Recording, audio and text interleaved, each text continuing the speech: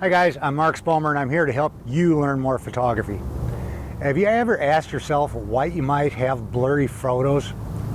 Well, if you photograph architecture, interiors, or landscape or wildlife, you've probably run across this at one time or another and you weren't quite sure why it was happening. Well, here's my top 8 tips for getting sharper photos. As a Scottsdale, Arizona-based architecture and interior photographer, sharp photos for my clients are critical. If the photos I have aren't sharp, I have a problem that I just can't fix in post-production. So here's some quick tips that I hope will help you out. The first cause may be camera shake. When hand-holding your camera, a good rule of thumb is to make sure your shutter speed is equal to or faster than the focal length of your lens. So if you're using an 85mm lens, you'd want to make sure your shutter speed is set at 1/85th or faster. For a 70 to 200 zoom lens, 1/200th of a second or faster. Number 2, motion blur. Now, with architecture and interior photography, you wouldn't really think about motion blur, but there are times when it is important. And I'll show you how to avoid blurring. Here are some simple shutter speed guidelines to follow. When you want to freeze people, set your ambient shutter speed at 1/60th of a second or faster. For freezing sports action, use 1/250th of a second. And for wildlife, you'll want to be around 1/1000th of a second and faster. Now with architecture or interiors, exactly when would blur be helpful? Well, one example is to create interest by adding people moving through the scene, and you might even try to capture moving vehicles in the scene. When adding people to architecture, you bring a sense of scale and life and movement. And since most architecture photography, we don't usually have models on our photo shoots, just try to set up so your shot so you can capture people moving through the scene. Now, if you're shooting a place during hours they're closed, which happens a lot, and there are no people around, you can always use a timer or remote shutter release and walk through the scene yourself at a distance. Understand that by knowing how to slightly blur people, this completely removes the need for getting assigned model release. And if you're shooting at a faster shutter speed, which has less blur, try this. Just photograph them when they're walking through the scene, but away from your camera. Problem solved. Cars, buses, and light rail are great for adding interest to exterior architectural twilight scenes.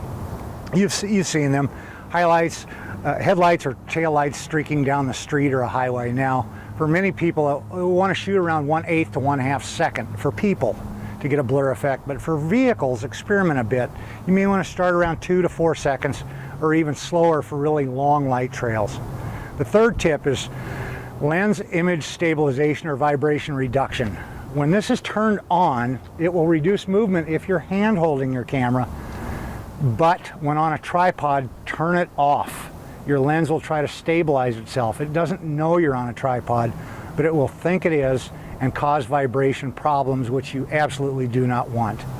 Number 4, a tripod. It's the simplest of all, and it removes almost all potential for camera movement, and it's a must if you're doing long exposures. In a different video, I talk about the best tips for using a tripod, so you might want to check that out for a little more information on reducing movement. Number 5, camera timers and shutter releases. Most cameras have a setting for a 2 or 10 second shutter delay to reduce potential vibration when you're pressing the shutter button. Try this. I almost always use a remote shutter release, and you should too.